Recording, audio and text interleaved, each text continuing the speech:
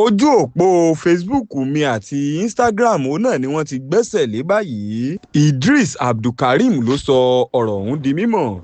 Gbajúgbajà òǹkọrin lórílẹ̀‐èdè wa Nàìjíríà tó tún jẹ́ olùforin régèé tá a mọ̀ sí Abdulkareem Eedris òun náà ni ó ti sọ̀rọ̀ di mímọ̀ báyìí lẹ́yìn orin kan eléyìí tí ó kọ sí ààrẹ orílẹ̀‐èdè Amẹ́ríkà Donald Trump láti wáá gba orílẹ̀‐èdè Nàìjíríà sílẹ̀ eyín kúrò nínú rògbòdìyàn àti wàhálà eléyìí tó ń bẹ lórílẹ̀‐èdè yìí. Eedris Abdulkareem tí ọ̀pọ̀ èèyàn mọ̀ sí ọ̀kan lára àwọn tí ó ń fi orin wùwà ìjìjàgbara lórílẹ̀‐èdè Nàìjíríà àti ìjàfẹ́tọ̀ọ́ ọmọnìyàn lórílẹ̀‐èdè yìí òun náà ni ó ti sọ di mímọ̀ lásìkò yìí níbi tí Eedris Abdulkareem ti pé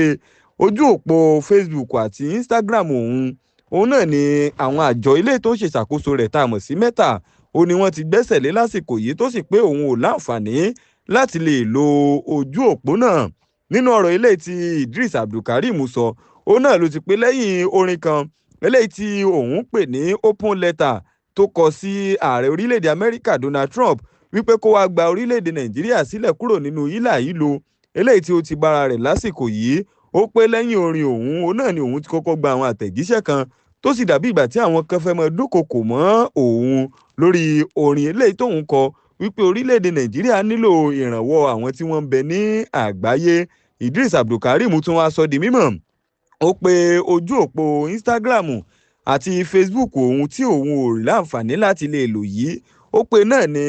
kò kọ òun lóminú torí wípé òun mọ̀ wípé kò sí ẹni tó fẹ́ràn òtítọ́ tó sì pé bí èèyàn bá ti wà tó bá ti jẹ́ olóòótọ́ kò ní rí àwọn èèyàn kan eyín ò ní ìhà rẹ̀. Ó wá sọ di mímọ̀ wípé orílẹ̀-èdè Nàìjíríà ó náà ni ó ti nílò ìrànwọ́ báyìí. Bẹ́ẹ̀ bá sì gbàgbé ní nǹkan ìbẹ̀rẹ̀ ọdún yìí ó náà ni Eedris Abdulkareem ní àwọn ìṣòro kan pẹ̀lú ìjọba àpapọ̀ orílẹ̀-èdè Nàìjíríà àti àjọ eléyìí tó ń rí sí ìgbé ohùn sáfẹ́fẹ́ lórílẹ̀-èdè yìí eléyìí tí wọ́n pé orin Eedris Abdulkareem kan eléyìí tí ó kọ tó sì pé tẹ́yọ̀ pápá ó náà ni wọ́n pé kí wọ́n mọ́ lò tí wọ́n sì tún gbé ẹsẹ̀ lé àwọn orin rẹ̀ míì eyín ò ní àwọn iléeṣẹ́ rédíò àti iléeṣẹ́ tẹlifíṣàn lórílẹ̀-èdè Nàìjíríà wípé kí wọ́n mọ̀ ṣe gbé jáde. Eedris Abdulkareem wá pé òun ò ní yé sọ òtítọ́ ọ̀rọ̀ àti òdodo lórílẹ̀-èdè Nàìjíríà níwọ̀nba àgbà tó bá jẹ́ pé tí orílẹ̀-èdè nílò náà nìyẹn. Ó ti pé òun ò ní ṣe bẹ́ẹ̀ fi etí sí ohun àwọn èèyàn eléyìí tí wọ́n ń gbìyànjú láti pa òun lẹ́nu mọ́. Fúnrú ìròyìn bí èyí sí ẹ tẹ̀lé wa lójú òpó ẹ̀rọ ayélujára gbogbo pẹ̀lú Diamond TV channel. Ẹ ṣé púpọ̀.